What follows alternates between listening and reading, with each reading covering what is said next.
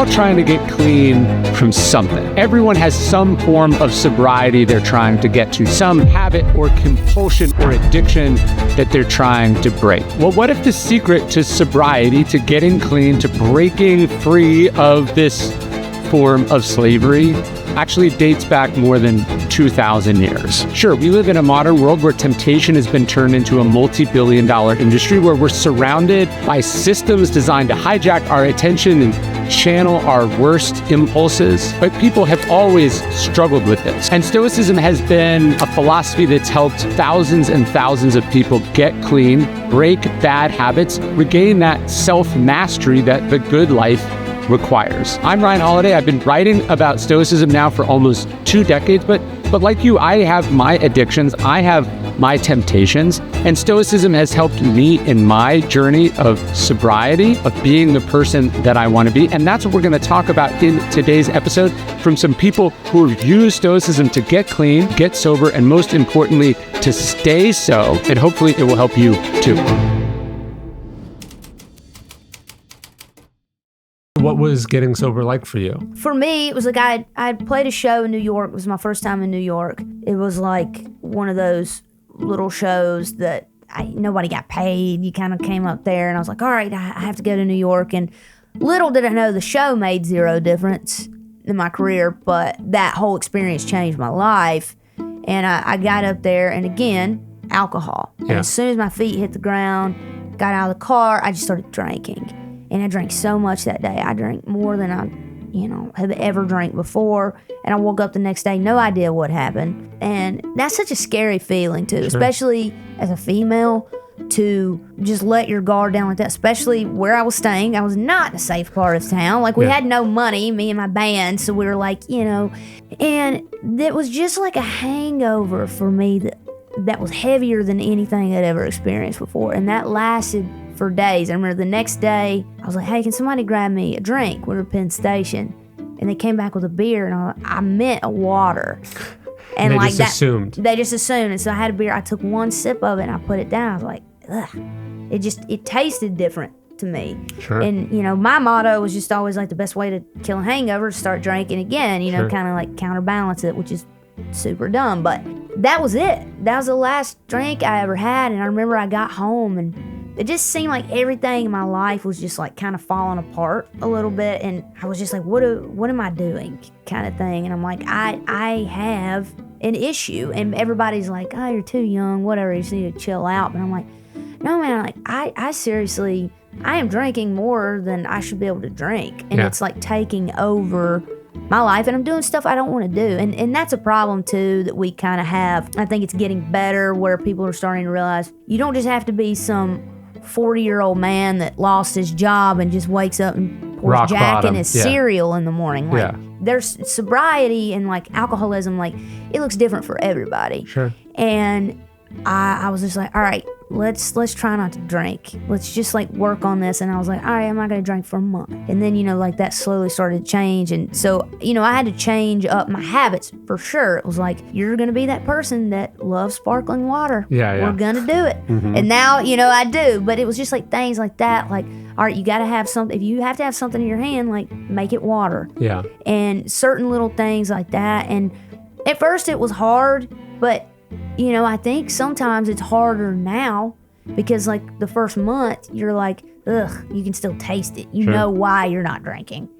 And then, 6 months, I could still remember. Even a year, I could remember why I got sober. But as time goes on, you start to think, well, have I changed? Am I a little different now? Could I handle it? Could I just go have a beer or a glass of wine or whatever? And then I'll have a dream that I drank something and it's always awful. It never tastes good. Uh-huh. And as soon as I drink it, I'm devastated. There's a story about the physicist Richard Feynman. I tell it in Discipline is Destiny.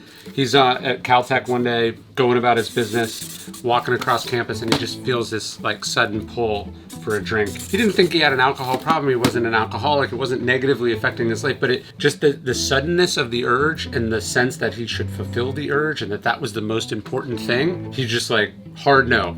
that's not going to be me. That's not going to be my life. And so he gave up drinking right then and there. Maybe that's what saves him from alcoholism or addiction. Like the Stoics, he didn't want to be a slave to something. He was suspicious of the urge. He was objecting in advance to the subjugation to that urge, the powerlessness to not be able to do something.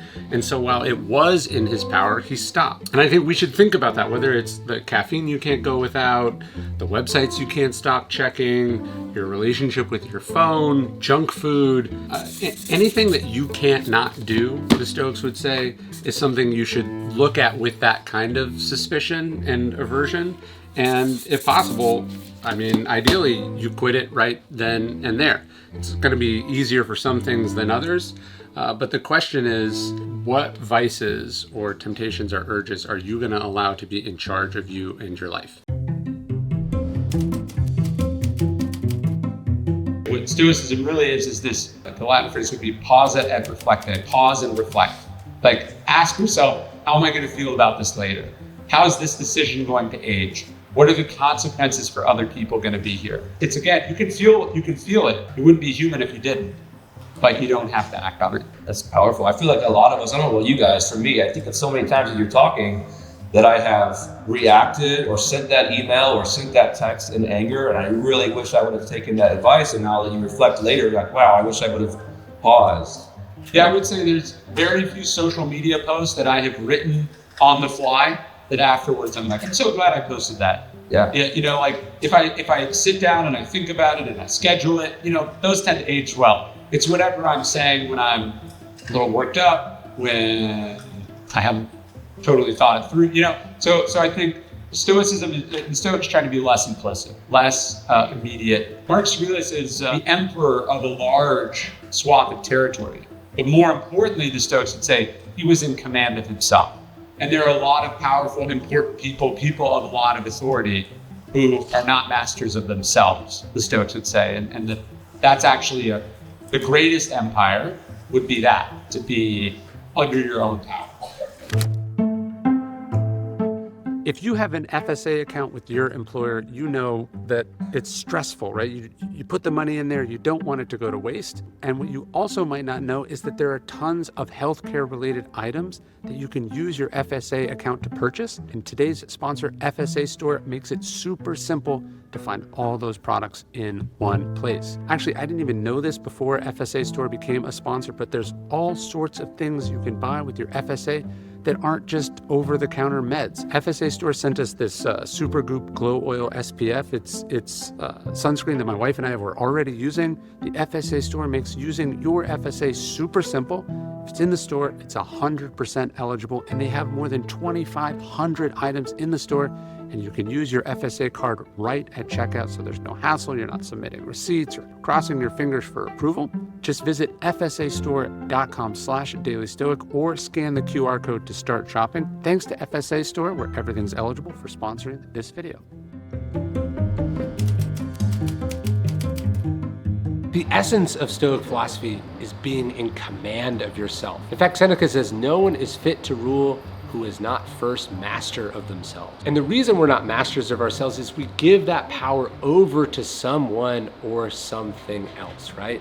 Drugs, alcohol, cigarettes, codependency. That's the tragedy of addiction. Not only is it bad for the person, but often we can become addicted to our relationship with different addicts, right? Codependency being one of the worst forms of that. The Stoics, it was about being in control of yourself, right? Not your urges, not your desires. And the Stoics look at Alexander the Great. Marcus Aurelius he looks at Alexander the Great as someone who is super powerful, but not actually powerful because he can't stop.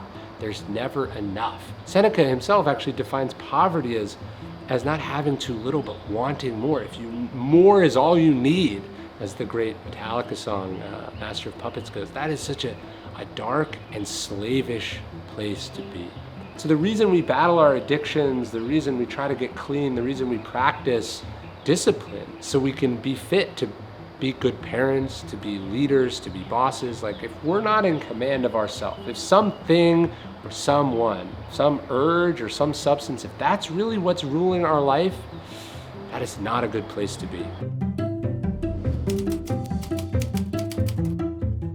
Discipline equals freedom. That's Jocko Willink's phrase. And he's totally right. Discipline is freedom. Because if you don't have discipline, you're not free. I know that sounds like a paradox, but if you're not in command of yourself, it means something else is in command of you. Your urges, your desires, your impulses, your emotions. He's saying that by being disciplined, by having a practice, you have true freedom. And I think that's totally right. And the Stoics would completely agree. But I think there's also a deeper, bigger argument that's what I'm trying to make in Discipline is Destiny. The idea is that to become who you're meant to become, to do what you're meant to do, you have to have discipline. There was this ancient expression that the character is fate, or character is destiny, that the character you cultivate determines who you're going to be, what you're going to be able to do. And so it goes with discipline. So when I say discipline is destiny, what I'm trying to get you to realize, not only is nothing possible without discipline, everything is enhanced by this discipline. Think of the people you admire. It's their grace under pressure. It's their humility despite their enormous success or power or wealth. It's their restraint. It's that command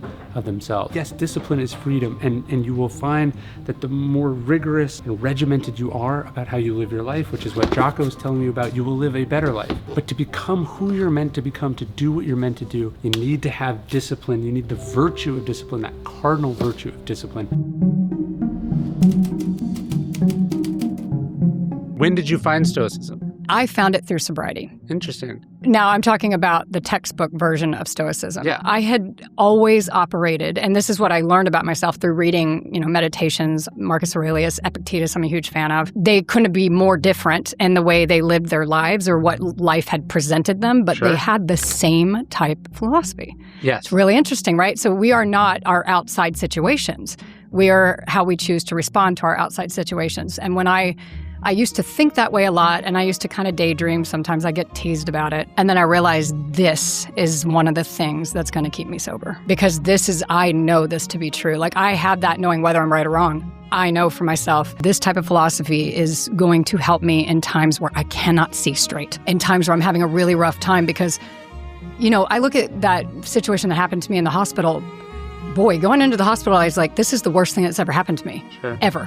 And it's going to affect a lot of people I work with. They're going to be jobless. They're going to be, and I was like, whatever. I get out and I'm almost 8 years sober now, God willing. And I think that was by far the best thing that has ever happened to me. So I learned a lot from that. So this ties into a higher power thing is like, I really don't know what's good or bad. And I'm holding up air quotes here because I really don't. Yes.